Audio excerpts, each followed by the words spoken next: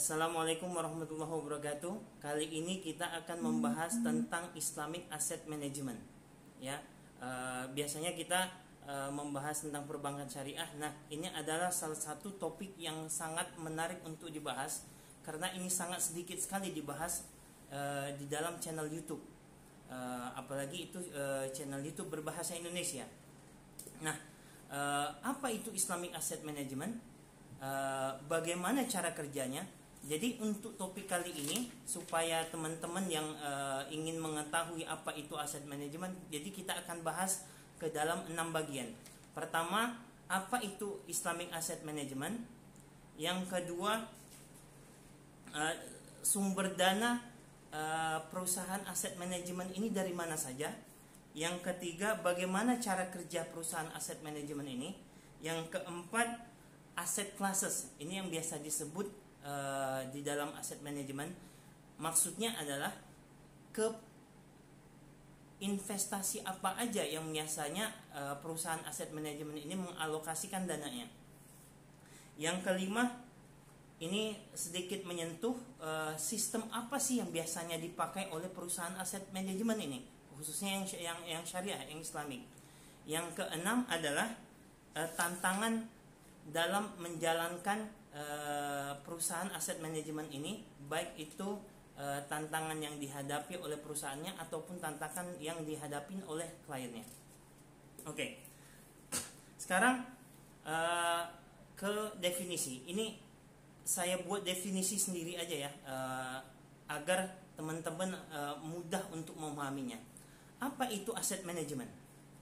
Aset manajemen itu adalah cara mengelola sebuah perusahaan kepada kliennya agar investasi yang diamanahkan oleh nasabahnya itu menghasilkan keuntungan di atas rata-rata, atau yang kita sebut biasanya ini bagaimana kita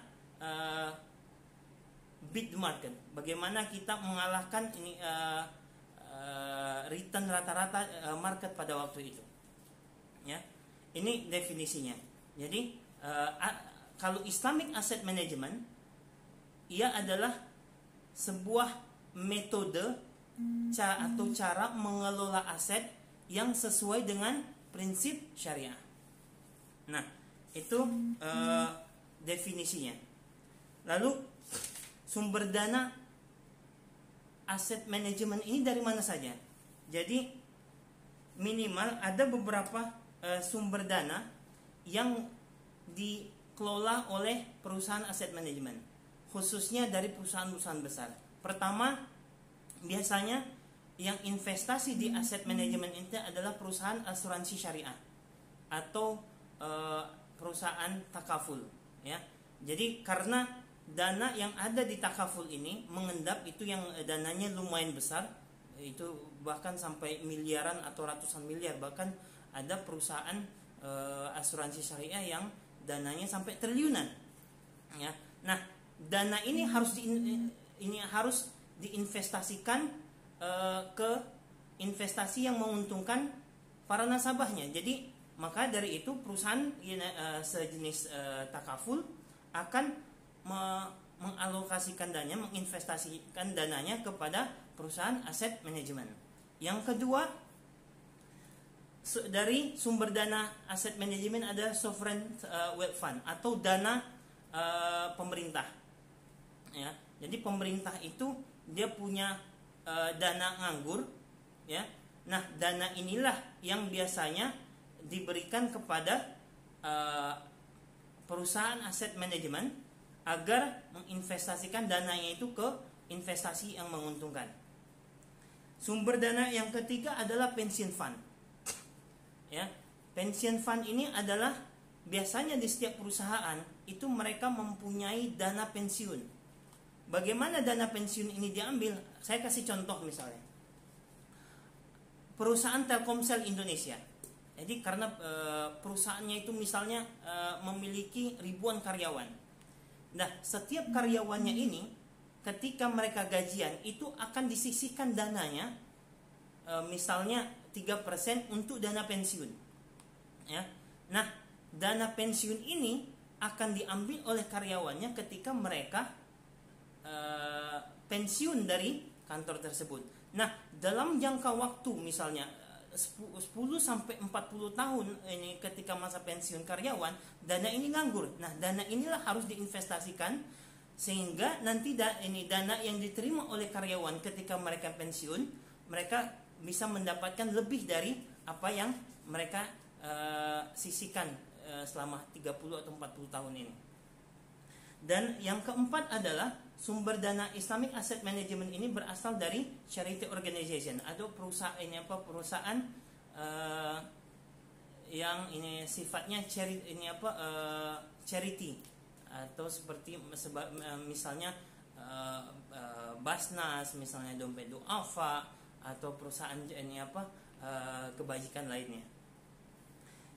Dan yang kelima adalah high net worth individuals, artinya orang-orang kaya yang bingung dananya ini mau diinvestasikan kemana, khususnya mereka yang memiliki aset miliaran. Misalnya ada seorang yang punya uang 10 miliar, bingung nggak dia mau menginvestasikan uang 10 miliar ini kemana aja. Jadi ia akan menyerahkan kepada perusahaan aset manajemen sehingga dananya itu diinvestasikan ke investasi yang sesuai dengan syariah. Jadi ini yang kedua, sumber dana perusahaan aset manajemen yang sesuai dengan syariah. Terus bagaimana cara kerja? Nanti mungkin teman-teman tanya, gimana sih cara kerja perusahaan aset manajemen syariah ini? Jadi cara kerja mereka itu dibagi menjadi 3 channel. Yang pertama adalah tim yang berurusan dengan distribution channel, yaitu orang-orang yang menjual produk aset manajemen ini. Ini adalah teman-teman sales dan marketing. Ketika dana ini sudah ada, dana ini akan dipercayakan oleh tim yang namanya dengan investment channel. Jadi tim yang mengurus dana ini diinvestasikan kemana saja, ya. Ini seperti para analis misalnya, ya. Nah, ketika dana ini sudah diinvestasikan, di situ ada support function channel, ya. Nah, support function channel ini fungsinya adalah untuk memastikan bahwasanya secara legal investasi ini benar, dan compliance terhadap aturan yang berlaku pada negara tersebut. Ada juga misalnya HR, ada juga finance. Ya, itu cara kerja perusahaan Islamic Asset Management.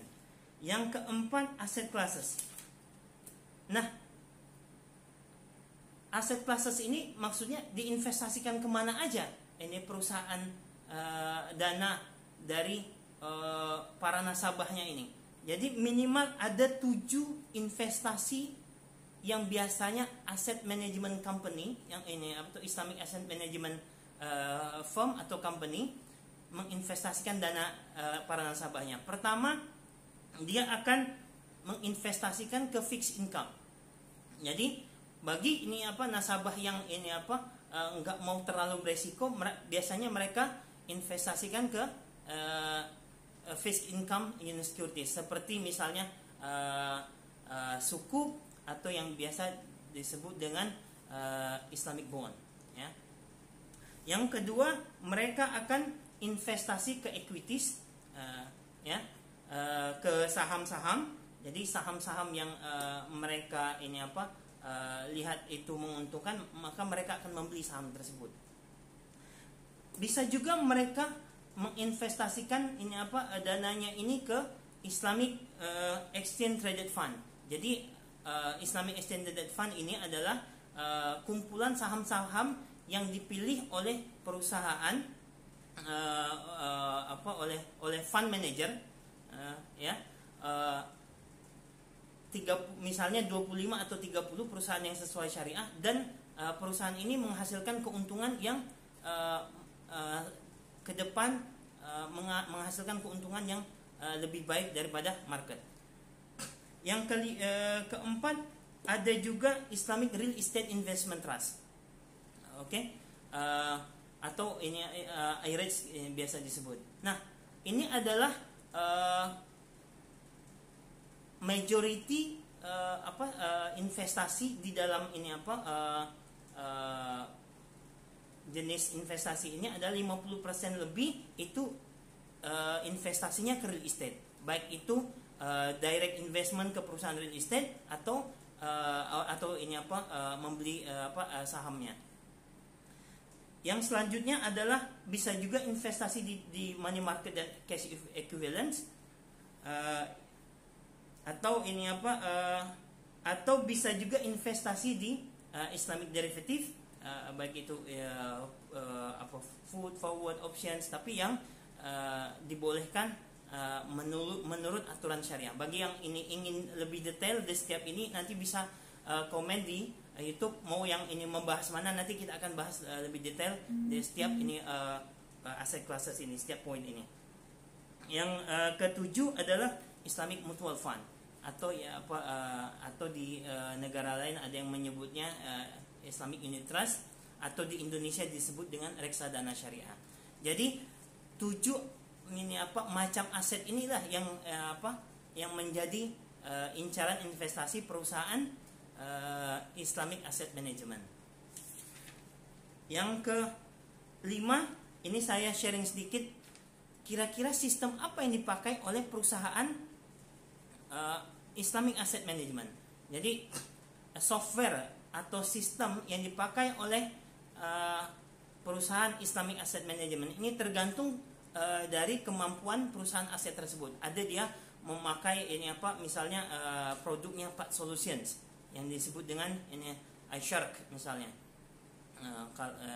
Ada juga yang memakai ini sistemnya ini FlashCube misalnya. Ada juga yang memakai ini FlashCube Asset Management. Ada juga yang memakai Temenos Asset Management. Jadi ini adalah perusahaan IT yang menyediakan platform bagaimana mengelola aset manajemen sebuah perusahaan tersebut.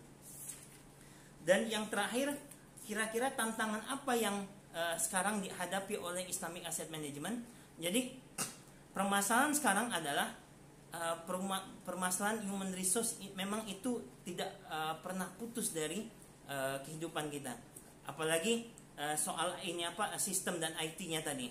Jadi sampai ini sekarang ini agak sulit kita mencari orang yang mengerti IT-nya tentang cara kerja aset manajemen, dan dia juga mengerti tentang bagaimana syariah ini mengatur itu semua. Ya, itu permasalahan umum yang terjadi. Jadi itu saja yang saya sampaikan. Insya Allah kita akan bahas selanjutnya kalau ada yang mau bertanya tentang detail, misalnya apa itu Islamic Exchange Traded Fund, apa itu Islamic Derivative, apa itu misalnya apa tadi yang kita bahas, misalnya apa itu Islamic Mutual Fund, bagaimana cara kerjanya. Nah, atau juga ini mau ini tentang ini kalau investasi di stock market misalnya, gimana cara kita mengecek apakah perusahaan tersebut sesuai dengan syariah atau enggak. Nah, itu ada stock screening process nih, baik itu kualitatif dari aspek kualitatif ataupun aspek kuantitatif. Oke teman-teman, saya tunggu komennya. Mau ini bahas yang mana, insya Allah kita akan bahas selanjutnya. Assalamualaikum warahmatullahi wabarakatuh.